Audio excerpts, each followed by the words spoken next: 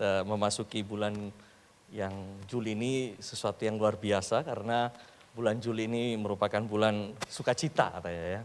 Karena bulan Juli ini pun saya ulang tahun, jadi saya bersuka cita begitu. Ditepatkan aja begitu ya. Tapi kita mau belajar satu bagian yaitu kitab Filipi. Mungkin kita sudah pernah dengar, sudah sering baca, bahkan sudah sering banyak hamba-hamba Tuhan yang memberikan komentar, bahkan memberikan khotbah-khotbah tentang kitab Filipi ini. Tapi kami gereja memberikan sebuah landasan kepada setiap kita supaya nanti bulan Juli ini menjadi bulan di mana kita sukacita itu menjadi penuh dalam kehidupan kita. Amin. Sukacita itu menjadi penuh. Tadi saya mau masuk ke gereja, saya ditanya ibu di mana? Nah, supaya Bapak Ibu sekalian nanti nggak tanya-tanya, istri saya ada di Semarang karena kami masih LDM ya, long distance marriage begitu ya. Jadi saya hari Minggu, dia di sana sendiri, saya di sini dan ya mohon doanya supaya Bapak Ibu sekalian satu waktu kami akan berkumpul di Surabaya bersama. Amin. Kita akan belajar satu hal yang penting dari kitab Filipi ini yaitu pentingnya keyakinan. Ini merupakan kitab seri, jadi minggu depan kita akan belajar Filipi pasal yang kedua. Tapi saya mau mengajak Bapak Ibu sekalian untuk membaca surat Rasul Paulus kepada jemaat yang ada di Filipi. Kenapa dia menuliskan surat kepada jemaat di Filipi? Kondisi Rasul Paulus pada masa itu dia di dalam penjara di Roma. Jadi Bapak Ibu sekalian ketika dia menuliskan kitab Filipi ini dia bukan di tempat yang proper, yang bagus, yang enak untuk menulis surat begitu. Tetapi dari sebuah penjara di kota Roma Bapak Ibu sekalian. Dan dia menuliskan surat yang akan saya bacakan bagi kita hari ini. Dikatakan begini Filipi pasal yang pertama ayat yang ketiga sampai ayat yang ke-26. Ayat yang ketiga dikatakan begini. Aku mengucap syukur kepada Allahku setiap kali aku mengingat kamu. Dan setiap kali aku berdoa untuk kamu semua. Aku selalu berdoa dengan sukacita. Aku mengucap syukur kepada Allahku karena persekutuanmu dalam berita Injil. Mulai dari hari pertama sampai sekarang ini. Akan hal ini aku yakin sepenuhnya. Yaitu bahwa ia yang memulai pekerjaan yang baik di antara kamu akan meneruskannya sampai kepada akhir pada hari Kristus Yesus. Memang sudah sepatutnya aku berpikir demikian akan kamu semua sebab kamu ada dalam hatiku.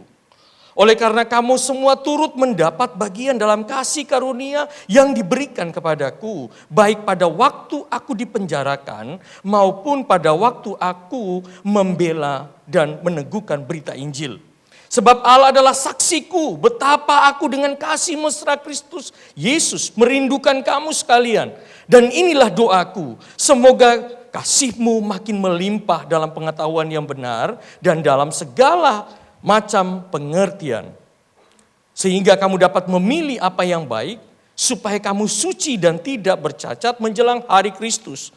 Penuh dengan buah kebenaran yang dikerjakan oleh Yesus Kristus untuk memuliakan dan memuji Allah. Ayat yang ke-12, aku menghendaki saudara-saudara supaya kamu tahu bahwa apa yang terjadi atasku ini justru telah menyebabkan kemajuan Injil.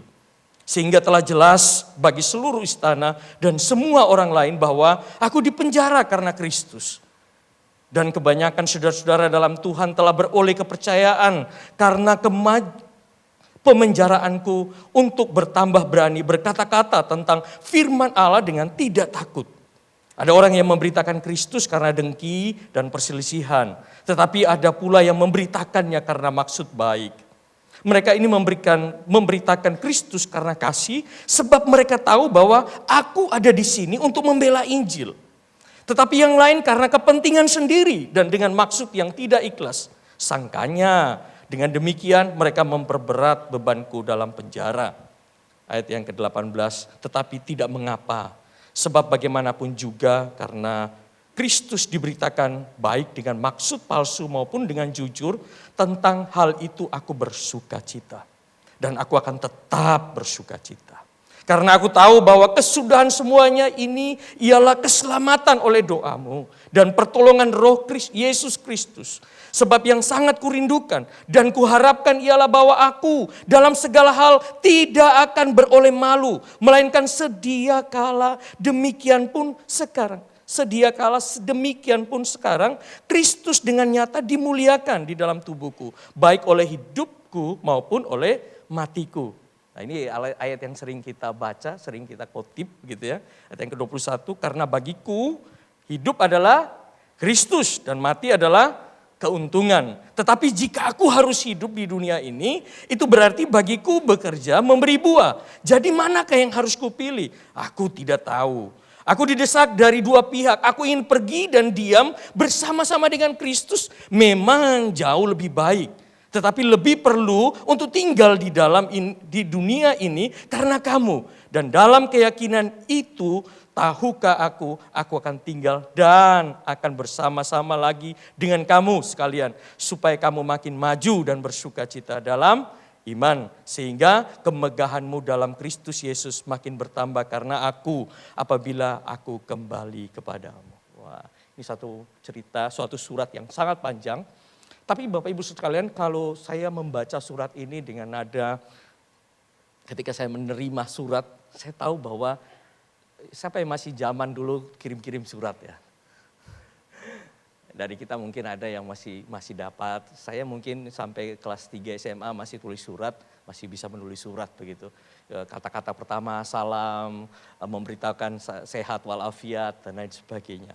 Dan Rasul Paulus adalah rasul yang ketika dia menggembalakan jemaat, kadang dia nggak hadir di sana. Tapi dia memberikan surat kepada jemaatnya. Dia menuliskan dengan sungguh. Bahkan kadang dia menuliskan dengan air mata. Kalau kita membaca kitab 2 Korintus, dia menuliskan dengan air mata. Bercucuran air mata. Tapi ini salah satu surat yang unik Bapak Ibu sekalian. Karena surat ini tidak banyak jemaat yang bikin onar kira-kira begitu. Jadi jemaat ini nggak ada jemaat yang onar. Jadi Paulus itu bersuka cita dengan sungguh. Bahkan dia memuji jemaat yang ada di Filipi ini. Nah kalau kita mau bertanya dalam kehidupan kita, kenapa sih keyakinan itu penting? Kalau kita mengatakan seseorang yakin itu kenapa sih orang yakin? Kenapa kita harus yakin? Karena bagi saya yakin itu ini Bapak Ibu sekalian. Dunia atau kita ini selalu diperhadapkan dengan pilihan. Kita selalu diperhadapkan dengan pilihan. Pada saat kita bangun tidur pun kita langsung diperhadapkan dengan apa? Pilihan. Kita selalu harus memilih, oh saya harus mandi dulu atau lihat handphone dulu. Kita harus memilih datang ke sini pakai baju warna apa. Ya kan? Pakai sepatu warna apa. Kita harus memilih. Dan kadangkala pilihan itu selalu membingungkan bukan? Ya kalau kita sudah milih, ya kalau milih antara baik dan buruk gampang ya. Kalau antara baik dan benar, nah mulai nih mikir. Baik, benar. Ya, tapi saya mau katakan bahwa kalau kita tidak punya keyakinan, kita akan sulit untuk memilih. Betul nggak? Kalau kita tidak punya keyakinan, kita sulit untuk memilih. Dan dalam kehidupan ini banyak sekali orang yang sulit karena apa? Karena memilihnya salah.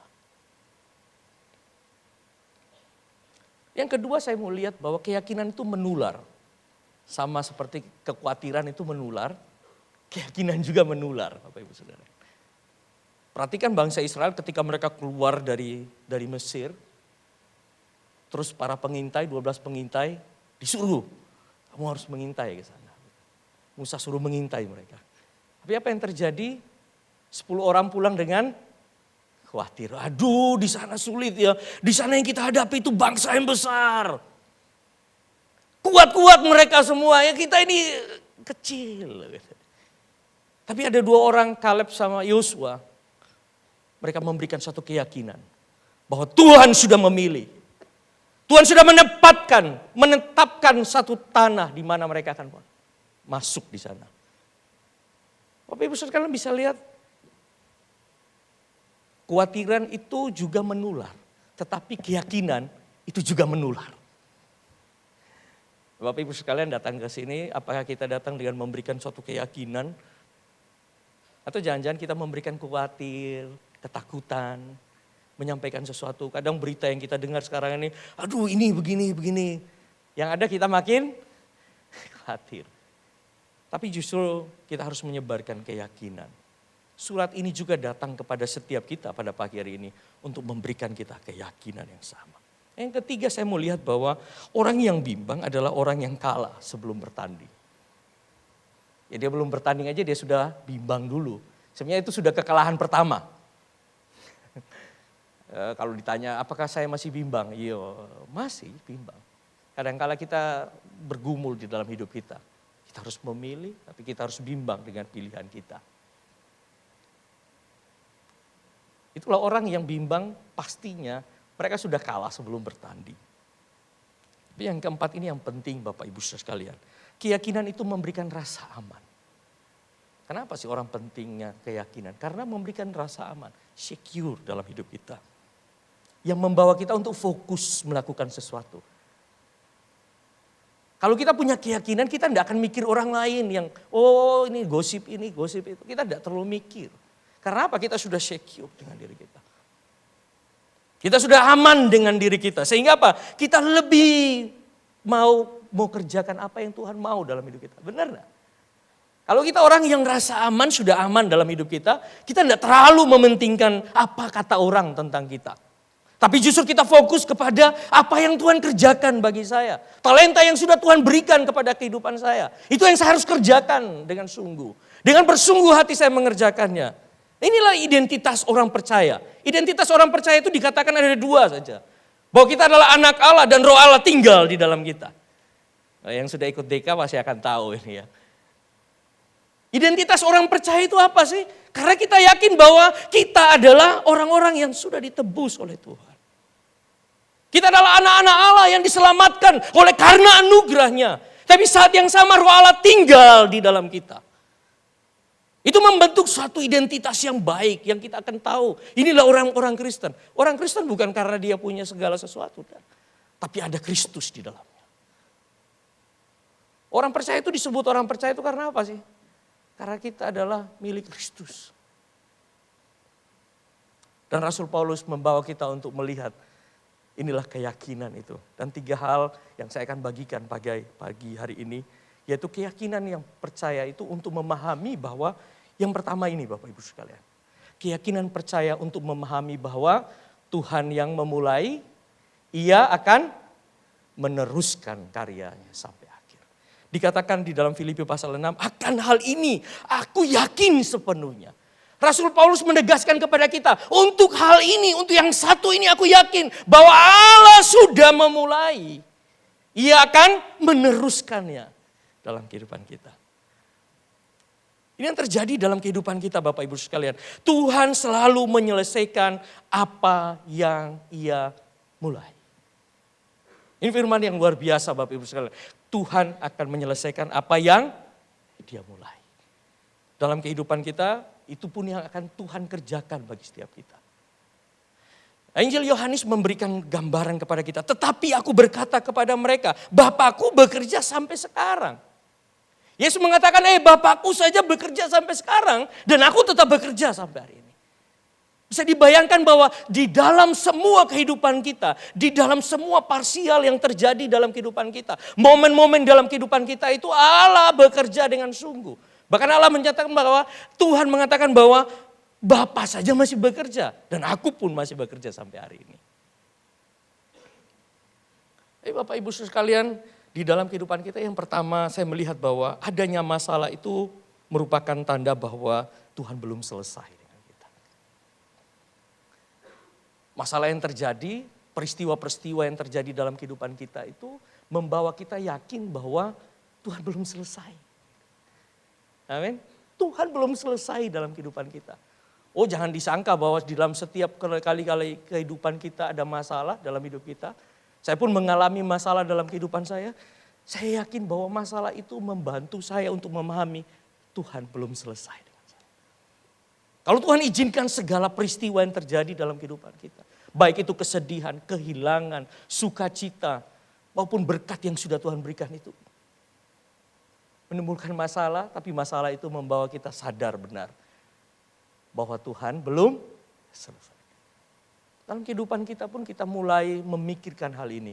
Kalau kita mengalami sesuatu yang terjadi dalam hidup kita, kita bilang dalam hati kita, Ternyata Tuhan belum selesai dengan saya.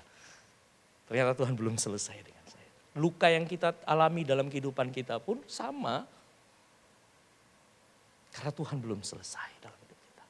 Dan dia mau itu dia selesaikan bersama dengan kita. Yang kedua, Tuhan ingin bekerja sama dengan kita. Bapak Ibu sekalian, ketika saya memikirkan hal ini, gimana sih Tuhan mau? Tuhan pingin bekerja sama dengan kita. Dan hanya sekedar, oh ya sudah kamu kerja di sana, saya di sini, begitu. Saya melihat kamu setelah membuat jam tangan, kemudian jam tangannya sudah jadi dan pembuat jamnya itu meninggalkan. Bukan seperti itu. Allah yang kita sembah bukan Allah pembuat jam tangan, Bapak Ibu sekalian. Setelah dia memulai melakukannya, dia mendesain dengan bagus, menciptakan satu jam tangan yang bagus, dan kemudian dia pergi meninggalkan kita. Allah ingin bekerja sama dengan kita. Tuhan ingin bekerja sama dengan kita. Saya bilang sama saudara di samping, Tuhan mau kerja sama dengan kita. Kalau Tuhan selalu ingin menyelesaikan pekerjaan yang baik dan yang dia sudah mulai, karena dia tahu bahwa dia ingin bekerja sama dengan kita. Dan yang ketiga, ini yang penting sekali, kita itu terlibat di dalamnya. Kita dilibatkan Tuhan dalam kisahnya. Semua dalam Alkitab itu bicara tentang kisah Allah dalam hidup kita. Kisah Allah di tengah-tengah dunia ini. Tapi justru pada saat kisah Allah yang panjang itu dari perjanjian lama sampai perjanjian baru, kita masuk terlibat di dalamnya. Gereja dipanggil untuk terlibat di dalam cerita Allah itu. Cerita tentang keselamatan, cerita tentang penebusan, ada kita di dalamnya. Kalau kita mengatakan bahwa Tuhan sudah selalu menyelesaikan apa yang dimulai tentang karya penebusannya, dia ingin kita terlibat di dalam karya penebusannya. Amin. Dia ingin terlibat di dalamnya. Kita pingin kamu harus terlibat di dalam karyaku. Dan inilah yang dicari semua manusia tentang kebermaknaan diri. Ya pingin apa sih kita dalam kehidupan kita? Kita pingin terlibat di dalamnya. Amin. Kita mau pingin terlibat di dalam rancangan Allah. Kita pingin terlibat di dalam maksud Allah yang indah itu. Kalau kita mengatakan bahwa, oh Tuhan rancanganmu adalah rancangan damai sejahtera. Bukan rancangan kecelakaan, tapi apakah saya mau terlibat di dalamnya? Saya mau terlibat di dalam rancangan Allah yang membawa damai sejahtera itu. Harus bertanya dalam diri kita, apa saya mau terlibat? Benar gak saya sungguh terlibat di dalamnya? Benar gak saya pingin sekali terlibat di dalam rancangan Tuhan? Atau jangan-jangan itu hanya slogan orang percaya, kita terlibat di dalam semuanya. Tapi apa benar sungguh? Benar-benar kita terlibat di dalam rancangan Allah. Ini menjadi koreksi dalam kehidupan saya juga. Menjadi seorang hamba Tuhan, apakah saya mau terlibat dalam rencana Tuhan? Apakah dalam diri saya tahu, saya menaruhkan hati dan pikiran saya. Bahwa Allah belum menyelesaikan semuanya. Allah yang sudah memulai, dia akan menyelesaikan segala sesuatu. Bapak Ibu sekalian, ketika saya merenungkan bagian firman Tuhan ini, saya tahu bahwa gereja ini dibangun karena Tuhan. Kita yakin bersama-sama. 38 tahun gereja ini ada, itu karena Tuhan, Bapak Ibu sekalian. Itu karena Tuhan yang bekerja. Dulu kalau kita dengar Pak Yeremia Rim yang berkarisma luar biasa, saya mungkin belum terlalu tahu karena saya di kampung gitu ya. Saya di kampung sekali, tapi lagunya sudah saya dengar begitu. Ku menang bersama Yesus Tuhan. Itu lagu karya beliau dengan luar biasa. Mungkin saya belum bisa melihat dia. Tapi dari cerita tentang dia, begitu besarnya cerita yang hebat itu. Bahkan GKPB adalah satu bahtera yang hebat sekali. Tapi kemudian beliau harus pergi meninggalkan. GKPB yang masih baru itu orang gak jadi olok-olokan. Kalau GKPB Gereja Kristen Perjanjian Baru, dulu ada tabloid mengatakan GKPL, Gereja Kristen Perjanjian Lama. Karena mereka sudah mengatakan bahwa ini gereja akan hancur. Sebentar lagi gereja ini akan runtuh. Tapi kita percaya bahwa kalau sudah Tuhan mulai, dia akan menyelesaikannya. Amin. Kita bangga menjadi bagian daripadanya. Dan kita ingin terlibat di dalam panggilan Allah yang luar biasa ini. Kalau orang mau katakan bahwa tinggal tunggu aja GKPB ini seperti apa dulu. Bapak Ibu bisa bayangkan pada masa itu masih muda sekali GKPB ini. Kalau belum dikatakan bahwa masih seumuran jagung begitu. Tapi kalau kita percaya Tuhan sudah memulai gereja ini, Dia akan menyelesaikan karyanya. Amin. Kita bangga akan hal itu. Kita bangga betul akan hal itu. Karena kita yakin. Dan Paulus meyakinkan kita pada pagi hari ini. Bahwa Tuhan selalu menyelesaikan apa yang dia sudah mulai. Rasul Paulus betul-betul luar biasa. Dia menuliskan dengan sungguh daripada di dalam penjara itu. Dan dia menuliskan bahwa, kalau Tuhan sudah memulai sesuatu yang baik ini. Pendirian jemaat-jemaat di mana-mana, jemaat di rumah-rumah. Jangan bayangkan jemaat seperti ini ya, gede seperti ini. Enggak, jemaat rumah-rumah pada masa itu. Dan dibacakan, surat Paulus itu dibaca dari rumah satu, dari pertemuan ibadah satu ke pertemuan ibadah yang lain. Dibacakan, dan dia katakan bahwa aku mau bersuka cita akan hal itu. Karena apa? Karena saya yakin akan hal ini. Bahwa kalau Tuhan sudah mulai, dia akan menyelesaikannya. Bayangkan Bapak Ibu sekalian, keyakinan yang sama juga harus menjadi milik kita. Amin. Ini bukan hanya berita tahun 2000 tahun yang lalu. Tapi berita pada pagi hari ini bahwa kalau Allah sudah memulai, dia akan menyelesaikannya. Dan yang kedua, saya melihat bahwa keyakinan percaya itu untuk memahami bahwa Tuhan dapat memakai setiap keadaan untuk menyatakan kemuliaannya. Setiap keadaan itu untuk menyatakan kemuliaan Allah.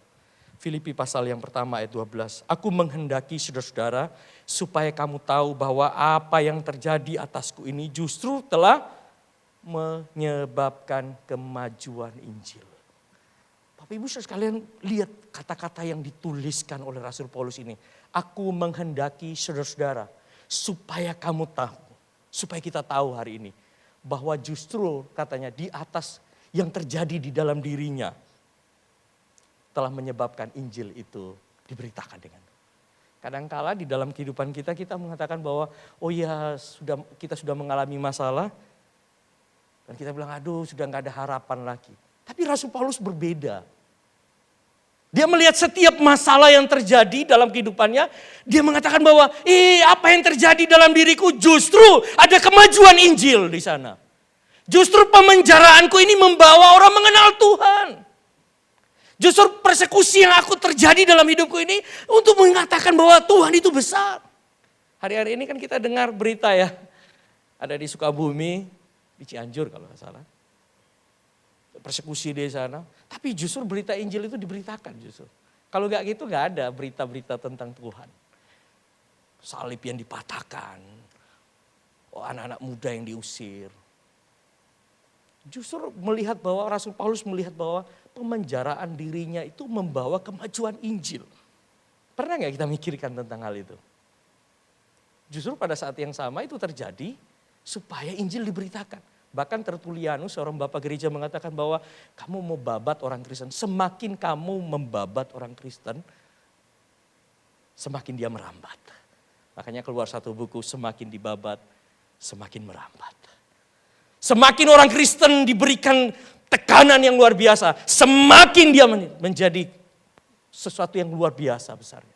Semakin kita menekan, semakin kita ada sesuatu penganiayaan yang terjadi dalam kehidupan kita. Justru itu kesempatan kita untuk melihat berita Injil lebih disebarkan. Berita Injil lebih besar lagi kita dengar. Dengan modal seperti itu, dengan keyakinan seperti itu Bapak Ibu sekalian. Kita tahu benar bahwa ketika berita Injil itu diberitakan. Wow, luar biasa. Dengan segala keadaan yang terjadi dalam kehidupan kita. Saya mau melihat bahwa Tuhan bisa mengubah masalah. Tuhan itu bisa mengubah masalah menjadi berkat Bapak Ibu sekalian. Kadang-kala kan itu masalah yang terjadi dalam hidup kita kan. Wah, gak ada harapan lagi. Tetapi masalah itu terjadi untuk membawa berkat. Penjara ada keberanian. Paulus dipenjarakan. Tiba-tiba orang punya keberanian untuk menyatakan Injil. Tiba-tiba orang-orang percaya yang tadi dimuridkan oleh Rasul Paulus mengalami keberanian untuk menyatakan berita Injil bahwa Yesus Kristus adalah Tuhan. Mereka semakin berani menyatakan kebenaran. Kalau kita kan kalau semakin kita dengar ada orang di penjara karena Kristus, mungkin kita jadi takut ya. Semakin aduh gimana ya nanti saya ya. Gimana ya nanti saya ya. Saya dulu pernah menjadi utusan misi juga Bapak Ibu sekalian. Saya senang karena saya belajar menjadi misionaris juga. Dan kita adalah misionaris karena kita memberitakan Injil dimanapun. Memberitakan kabar sukacita itu kepada Tuhan. Dimanapun kita ada. Yang kedua, yaitu apa yang seolah-olah kita membantu. Ada yang seolah membantu dengan motif keliru atau palsu. Yang kita dapat baca di dalam pasal ayat yang ke-15. Dikatakan begini Bapak Ibu sekalian, ayat yang ke-15, perhatikan. Dikatakan bahwa ada orang yang memberitakan Kristus karena dengki dan perselisihan. Oh, ternyata ada yang memberitakan Injil karena perselisihan. Banyak Bapak Ibu sekalian. Ada yang memberitakan Injil Yesus Kristus karena apa? Dengki, benci karena ini. Ya udah kita harus memberitakan Injil Yesus Kristus dikatakan. Dan dikatakan bahwa tapi ada pula yang memberitakan dengan maksud baik. Jadi kalau kita mengatakan bahwa segala sesuatu yang terjadi, situasi atau keadaan yang terjadi dalam kehidupan kita itu hanya untuk menyatakan kemuliaan Tuhan sebenarnya. Dan Rasul Paulus mengatakan bahwa itu tetap berguna kok. Jangan pikir katanya Paulus. Jangan pikir kalau mereka melakukan ini itu, aku menjadi sedih. Begitu. Justru dia bilang begini, kalaupun mereka memberitakan Yesus dengan cara dengki, perselisihan. Ada juga kok yang memberitakan Kristus dengan maksud baik. Luar biasa Paulus ini ya. Dia memikirkan sesuatu keyakinan bahwa apa yang terjadi situasi dalam kehidupan Rasul Paulus itu membawa satu keyakinan. Bahwa apa? Untuk menyatakan kemuliaan Tuhan. Dalam hidup kita pun kita bergumul di dalam kehidupan kita. Oh jangan-jangan ini maksud orang buruk sama saya ya. Tapi kok dia beritakan tentang Yesus. Dengan cara apapun Injil itu diberitakan. Saya yakin seperti keyakinan Paulus itu tetap berguna. Paulus tidak memandang satu kehidupan situasi yang rusuh tadi itu. Kemudian dia harus nelongso kalau bahasa Jawa bilang. Nelongso hatinya. Enggak. Tapi dia bilang aku tetap bersuka cita. Aku tetap bersuka cita. Dan dikatakan bahwa tetapi yang lain karena kepentingan sendiri dengan maksud tidak ikhlas. Tetapi tidak mengapa dikatakan bahwa sebab bagaimanapun juga Kristus diberitakan. Baik dengan maksud palsu maupun dengan jujur. Tentang hal ini aku bersuka cita. Punya gak kita keberanian untuk melihat hal itu? Kan di dalam kehidupan bisnis kita pun kadang begitu ya. Kadang-kala orang maksud baik sama kita, pura-pura baik begitu sama kita.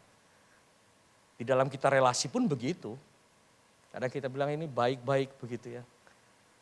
Tapi justru kadang-kala situasi itu bisa mendatangkan sukacita. Masih mau punya hal yang sama dengan Paulus rasakan ketika memandang segala sesuatu yang kadang-kala blur semua begitu ya. Tapi dia tetap mau bersukacita di dalam segala sesuatu. Dan yang ketiga dan yang terakhir, keyakinan percaya itu untuk memahami ini Bapak Ibu sekalian. Bahwa Tuhan menghendaki hidup kita menghasilkan buah. Tidak berhenti pada masalah, tidak berhenti sama suatu keadaan saja yang terjadi dalam kehidupan kita. Tetapi Rasul Paulus memberikan suatu lebih lagi daripada sekedar melihat masalah, setelah sekedar melihat situasi yang terjadi. Yaitu keyakinan yang sama dikatakan bahwa Tuhan menghendaki agar kita menghasilkan buah. Filipi pasal yang pertama ayat 25 dikatakan begini. Dan dalam keyakinan ini tahulah aku. Jadi Paulus bilang aku tahu sekarang. Dalam keyakinan ini aku akan tinggal dan akan bersama lagi dengan kamu. Sekalian supaya kamu akan maju dan bersuka cita dalam iman. Jadi dalam semua keadaan itu dibawa setiap kita untuk bukan hanya sekedar untuk menikmati apa yang Tuhan kerjakan. Tapi justru pada saat yang sama kita keyakinan yang sama untuk menghasilkan buah. Keyakinan untuk apa? Bahwa kehidupan yang sama ini akan menghasilkan buah yang Tuhan berikan bagi setiap kita. Bapak Ibu Saudara sekalian, saya mau lihat bahwa Filipi dikatakan bahwa Filipi pasal yang pertama ayat 23. Kenapa sih dia ingin berbuah? Dikatakan begini, aku didesak dari dua pihak. Rasul Paulus itu sangat jujur sekali menuliskan. Dia bilang gini, aku itu loh didesak dari dua pihak. Aku ingin pergi dan diam bersama dengan Kristus. Aku pingin sekali ketemu dengan Kristus. Aku pingin di sana lebih enak bersama dengan Kristus. Mungkin dia bilang. Itu memang jauh lebih baik. Tetapi jauh lebih perlu. Wah, permainan bahasa yang luar biasa ya. Dia bilang apa? Jauh lebih baik aku di sana saja. Tapi jauh lebih perlu. Bahwa kita dikatakan bahwa untuk tinggal bersama dengan kamu. Permainan bahasa yang luar biasa Bapak Ibu sekalian. Saya mau lihat bahwa ini saya renungkan bagian firman Tuhan ini begini. Lebih baik itu berkata tentang satu kerinduan kan. Lebih baik aku di sana deh. Lebih baik aku bersama dengan Kristus daripada aku di penjara ini katanya. Lebih baik saya di sana kan lebih enak. Secara spiritual aku bertemu dengan Kristus. Menikmati kebersamaan dengan Kristus. Paulus bertemu dengan Kristus itu satu pilihan yang menguntungkan. Benar enggak? Kan lebih enak di sana, enggak ada persekusi lagi kan. Tapi Rasul Paulus bilang lebih perlu dikatakan bahwa ada suatu keharusan yang lebih mendesak dari keinginan kita untuk bersama dengan Tuhan. Keinginan yang mendesak itu apa? Hidup untuk melayani. Hidup dan melayani serta menghasilkan buah. Itulah suatu keharusan. Bayangkan Bapak Ibu sekalian ya, Rasul Paulus bilang, aduh saya lebih baik kan di sana. Tapi saya lebih perlu di sini. Ini karena mendesak. Ini lebih mendesak. Kadang-kadang orang bilang, saya mau mati bagi Yesus. Pernah dengar itu? Gak apa-apa saya mau mati bagi Yesus. Oh, dengan cara apapun aku akan memberitakan Injil, dengan apalagi dengan darah penghabisan saya akan melakukan segala sesuatu. Tapi pernah nggak Yesus mungkin bicara hari ini, dia bisik sama kita. Nggak usah mati bagiku. Hidup bagiku aja lebih luar biasa.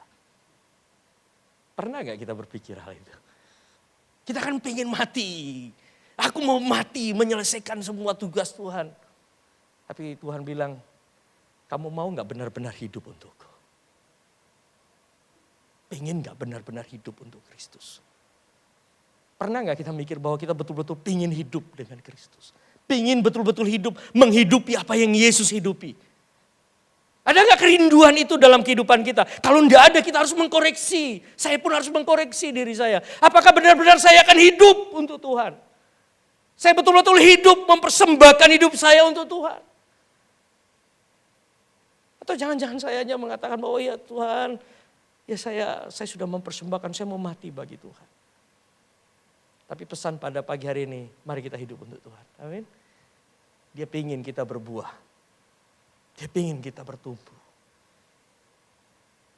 Pertumbuhan yang sejati itu lahir daripada kesadaran akan keyakinan hal ini. Bahwa karena Tuhan yang memulai, dia akan meneruskan. Dan dikatakan bahwa Tuhan dapat memakai segala sesuatu yang terjadi dalam kehidupan kita. Saya konklusi begini Bapak Ibu sekalian. Seri kitab Filipi ini, kalau Filipi bukan hanya sekedar bicara tentang suatu sukacita saja, kata sukacita. Tapi sukacita karena keyakinan ini tadi.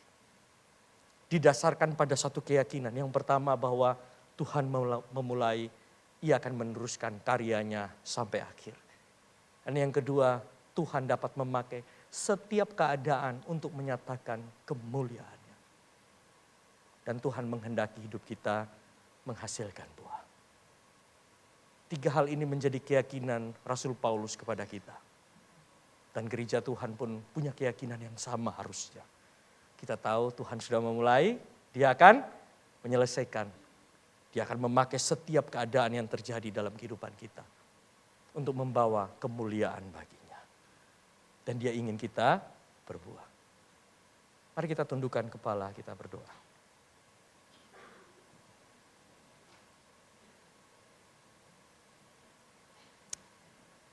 Tuhan, biarlah keyakinan yang sama seperti Rasul Paulus katakan kepada setiap kami. Supaya kami terus melihat kepada Dia yang bekerja dengan sungguh dalam kehidupan kami.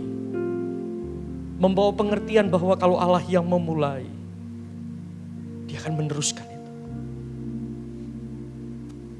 Dan ketika kami melihat sekitar kami tahu semua keadaan itu membawa kami punya keyakinan bahwa Allah ingin menyatakan kemuliaan-Nya bagi setiap kami. Melalui setiap peristiwa dalam hidup kita. Peristiwa duka yang terjadi dalam kehidupan kita. Untuk membawa kemuliaan Tuhan. Peristiwa sukacita yang terjadi dalam kehidupan kita. Untuk membawa kemuliaan Tuhan. Dan mari kita hidup berbuah. Kita hidup berbuah bagi Kristus. Supaya kita dapat mengatakan, hidupku menggenapi firman-Mu. Amin. Tanda mujizat sertai tiap langkahku. Kau bersamaku di dalamku, jadi bukti kebesaran-Mu. Hidupku menggenapi tanda mujizat sertai tiap langkahku. Kau bersamaku di dalamku, jadi bukti kebesaran-Mu. Mari kita naikkan pujian ini dengan sungguh dan kita mau katakan begini. Kau sempurna, Dia sempurna karena segala sesuatu dalam rencana-Mu dan karya-Mu. Ku serahkan hidupku, murnikan dengan Roh-Mu. Tuhan, Kau sempurna, Tuhan, Kau sempurna dalam rencana-Mu dan karya-Mu. Ku serahkan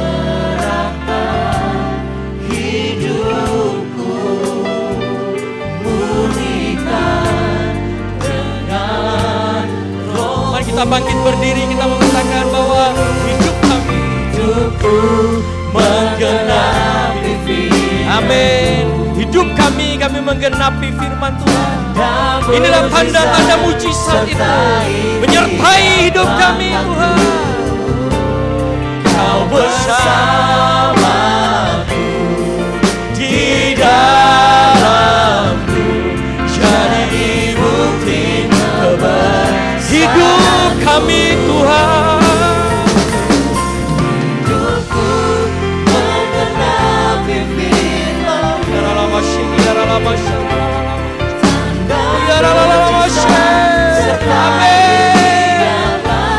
Setiap kali kami melangkah, ada mujizat Allah terjadi. Kau bersama dengan kami, Tuhan. Jadi bukti kebesaran-Mu. Bapak Ibu Saudara sekalian, sebelum kita meninggalkan tempat ini, biarlah kita punya fokus kepada 3 hal tentang apa yang Rasul Paulus tuliskan kepada jemaat di Filipi. Yang punya keyakinan bahwa kalau Allah yang memulai, Dia akan meneruskan. Dan setiap kali kita melihat kehidupan kita, apa yang terjadi dalam kehidupan kita, kita mau katakan bahwa biarlah itu terjadi karena untuk kemuliaan Tuhan. Dan biarlah hati hidup kami boleh berbuah melebihi apa yang Tuhan ingin. Dan biarlah setiap kami yang datang kepada Tuhan pada pagi hari ini punya keberanian yang sama untuk melihat inilah keyakinan yang Tuhan mau. Supaya kita dapat mengatakan hidup kami.